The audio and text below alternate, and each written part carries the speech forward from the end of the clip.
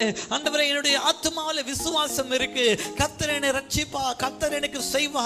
ஆனா இந்த சரீரத்துல வந்திருக்கிற வியாதி, சரீரத்துல வந்திருக்கிற பலவீனம், என்னுடைய பண தேவை, பொருளாதார கஷ்டங்கள், இது எல்லாம் என்னை சோதிக்கும் பொழுது என்னால எழும்பி நிற்க முடியல.